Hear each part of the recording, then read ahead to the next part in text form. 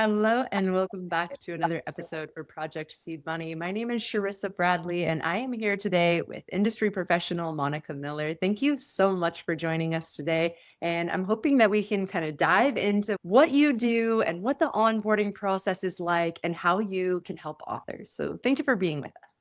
Thanks for having me. I'm excited to be here.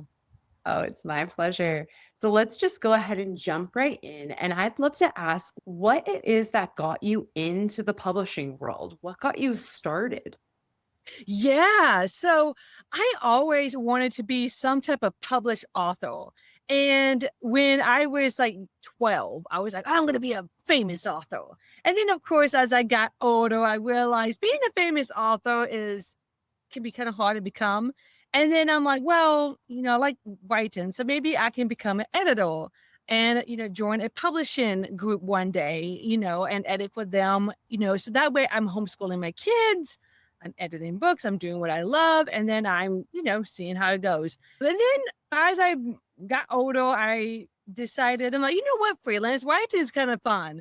And then, of course, I got married. And when I did start my own business, I primarily help people with social media, either like writing content for them directly or coaching them, mentoring them. So now I really narrowed it down to just helping entrepreneurs. And a lot of my clients are authors or want to be authors and helping them really narrow down their message. So that way, when they speak and get online, people see them and know that what they do, and also they see it all across the board. So they go to the website or go to the Facebook or the LinkedIn page. Everything is cohesive. But I've also worked with the publishing group where I was the marketing coach, and I did that for about 2 years. And that was a lot of fun helping authors get their marketing out there, helping them with their Amazon ads. And then I've also have published, I think, 8 books, whether there was journals, workbooks, a nonfiction book. I'm working on a fantasy novel, the devotionals. I've kind of done it all. And here I am trying to now write a fantasy book. And we'll see when that gets published because writing fantasy is a whole other beast. I can't even imagine. I've only for myself written in the nonfiction space. And I always think that the people who can write in fiction and think in stories and think in worlds, I just feel like it's so magical. And it's something I wish my brain could do. I write little short stories and little poems with the hope of someday being able to envision something like that. So that's incredible. I didn't know that part of your story before. So what is it that brought you into helping authors with their messaging? Yeah, when I got into the entrepreneur space, I realized entrepreneurs do not know how to talk about themselves, their books, the author, the authors, anything, and here, and I hope you can agree with me on this, but whenever you become an author, you have your own business because your book is now your product. And with that, you can do so much and you have to start marketing and your message needs to be solid. And what I found is a lot of my clients who, like I said, a lot of them are coaches and consultants and service providers, but they all are either wanting to be authors or are already authors. So now they're looking to like expand their books, expand their reach, expand their programs, and so what I found is they know what to say in a book, but Mm. when it comes time to marketing, it's like they are become really bland, kind of boring. They show up in the book like the powerful woman they are, but online they become this really dull person. And I'm like, your message is so powerful. Let's get it out there. Let's, add your personality, share your story, really engage with your audience. And a lot of my clients come to me because of my storytelling abilities and they want to storytell now. So I help them with their story, bring it out. Like, here's how you can take this story and tie it to, this, which comes from la la la, your book. I think that's so cool. And I love the way you're bringing it all right back to what they are, anyways. It's just you, but like, let's judge it up a little bit, right? And I love that. So if they are specifically thinking my audience like published authors or thinking about becoming a published author, at what point in their journey should they reach out to you? Should they already have their book published or could they come a little sooner to help with the branding and the marketing to kind of build some buzz? When should they reach out to you? I think they should reach out to me the moment they start to type up their book. Like the first sentence, come to me because one of the things that I found when I was working with the publishing group is that a lot of authors waited till the book was done. And now here's the thing though. I get it. Writing a book is a beast. I mean, it's a lot. It's a lot of work. So I know you're not thinking about marketing because you're so into writing, editing, edit it again, the book, and it's a lot. So I don't blame you if you're like, I would like to wait for the marketing. I get it. I get it. And what I've seen, if you start looking at all the big authors, when do they start marketing their book? They start marketing their book when they type the first word in chapter one because now they have to build a brand. They have to start getting people into their lives, into their stories, and that takes time. Building a brand can take a lot longer than what you think. So a lot of authors think that, oh, once my book is published, I can build the brand. It's like, no, it needs to be built while you're writing it. Give people insights to writing. Like, what's your process? What's your like day in the life of, like bring them into the journey. This is your time to start connecting with your audience in a way that's going to be really unique and get them excited about your book. So that way, when you're ready to be like, I need beta readers, or I need, somebody just to look over my book, you will have that. You will have people who are like, oh my gosh, me, pick me, pick me. And then what do you think is going to happen when your book is released? When your book is released, your book can now start getting to like that, coveted bestseller, Amazon bestseller, because now you have built up a fan base. And, like I said, when I was working with authors in the publishing group, it's like they all wanted bestsellers, but they didn't take the time to build the brand that was needed to become bestseller status right after they published. I mean, very few authors became bestsellers because they were willing to do the work. So this is just where I'm really passionate to help you get ideas and not only market in a way that feels really good to you, but to bring your audience in on your journey because people get excited about watching you grow. I think that's so powerful. And what we see from like the traditional publishing route, like the big five, if you get a contract with them, it's at minimum 1 year before your book is coming out. And in that 1 year, it's all about building buzz. It's all about meeting new people. It's all about creating relationships because otherwise they're not going to get the numbers during that first couple of weeks. So it really does take a while. And if you're even looking at a timeline, like minimum the big five is going to say 1 year. So if you can give yourself that time, like you said, typing that first sentence and then building out all that time, you will have people that are excited about it. And that's a totally different thing than not telling anybody, having it published and have crickets, and then start telling people and have a trickle in, which is the opposite. Yeah, exactly. And if you really want your book to become bestseller, like Amazon bestseller, you got to start now. I couldn't agree more. So what would that look like as an author coming to you? Maybe they've written the first sentence, maybe they even have a first draft. What does the onboarding process look like for working with you? Even that beginning conversation. The point is that we want to demystify the process a little bit and make it feel like these people already kind of know the answers that they're coming to you with because they feel confident they've already seen you before. So even the little minute details about your onboarding process, I think will help to eliminate some of the worry when it comes to this process.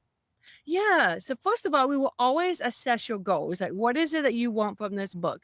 Who are you reaching? What are some of the things you want? As far as, yes, you want connection. You want people to buy your book, but what do you want people to know about you? So I will take some time to get to know you, your goals, your passions.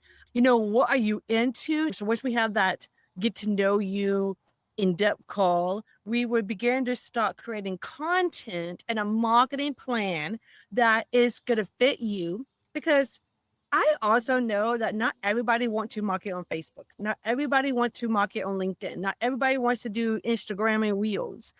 So we're going to make a marketing plan that feels really good for you. And we're going to make sure it's in your life.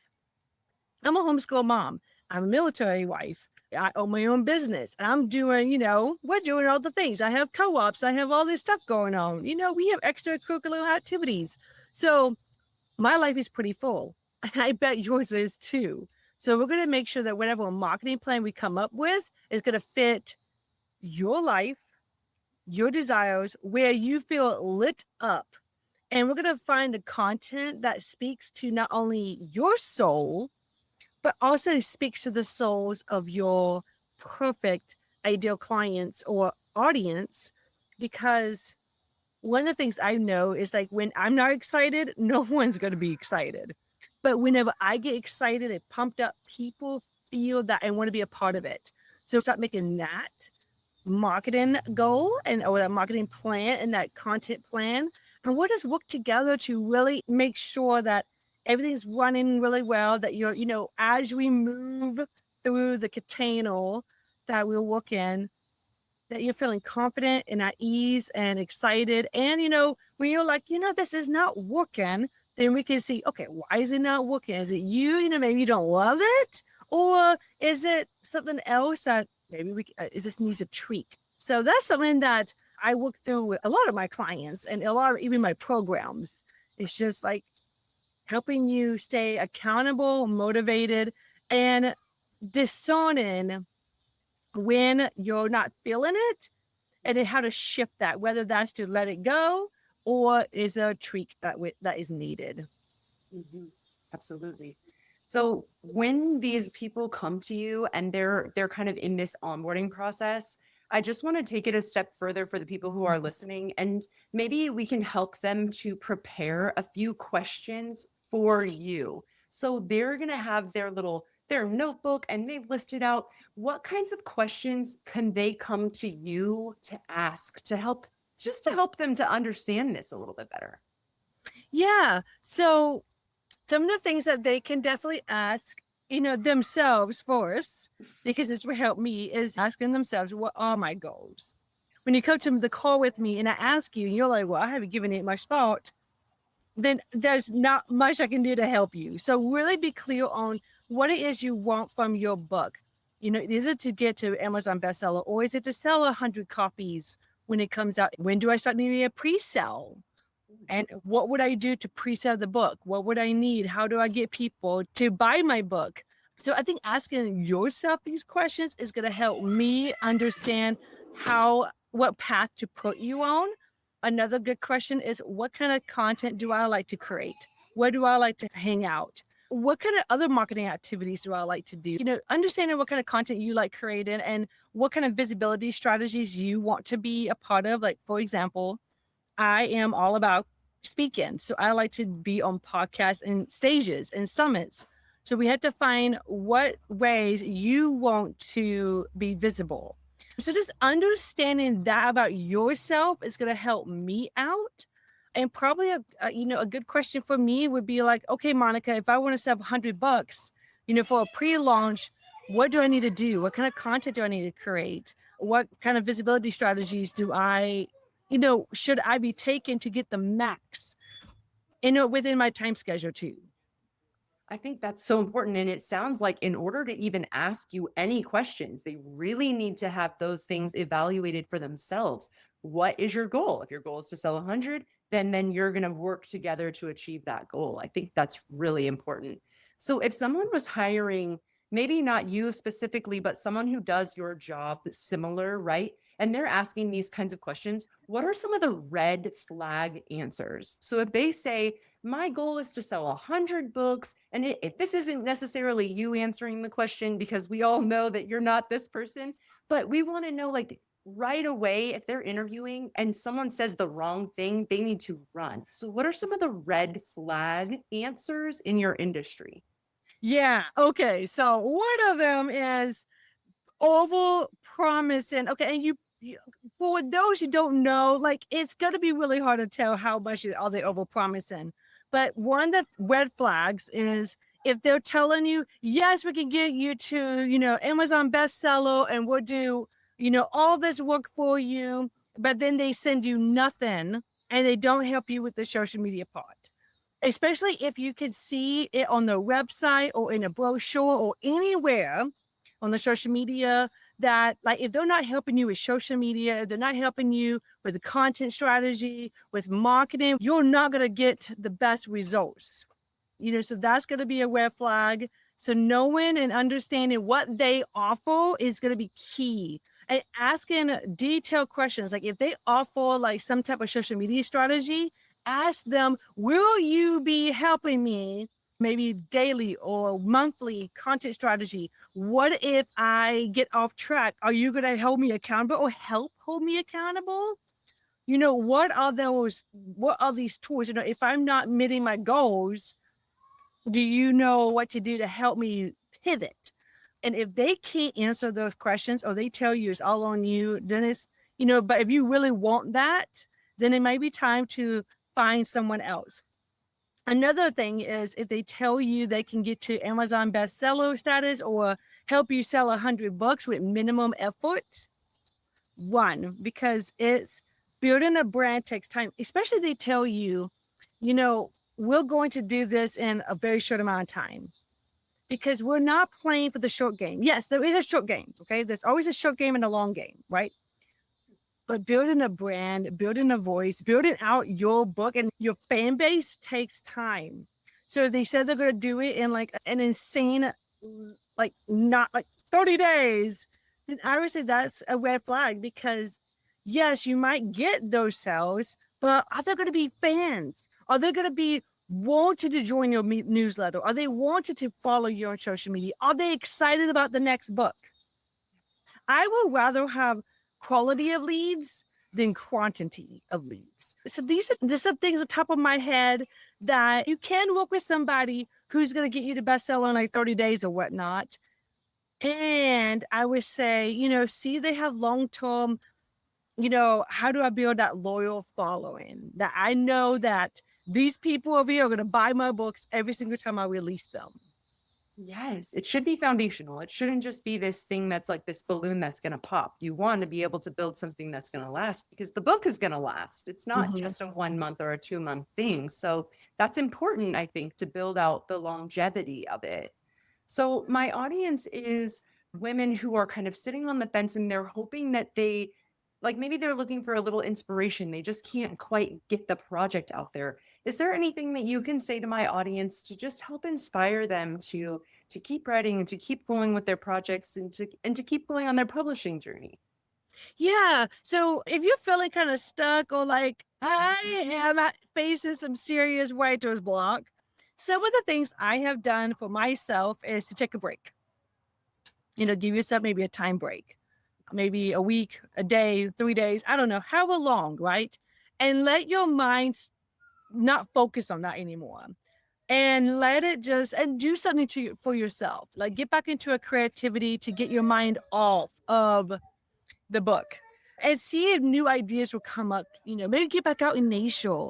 Get back out in nature or do something that you love and see if there's any more ideas that come up. Another thing that I have done that has helped me create some inspiration is reading other people's books. Because as an author, we are always, for me, like I love fantasy. So that's my guilty pleasure is young adult fantasy. So I'm reading young adult fantasy and sometimes I'm like, oh yeah, I really like how they describe this character. I would love to describe my character the same way. And so sometimes that kind of helps we spark some like, oh yeah. And for me, one of the biggest inspirations, which is so bad to say, is when I'm sitting in church. When I'm sitting in church, I come up with all these ideas, all these scenes for my book. So, maybe go to church, see what happens. That's amazing. Thank you so much. And thank you for taking this time with us. I do want to give you an opportunity to tell us where we can find you. So where we can find your services, where they can reach out to you and where they can find your books. So you can find me on Facebook at Monica Lynn, Lynn.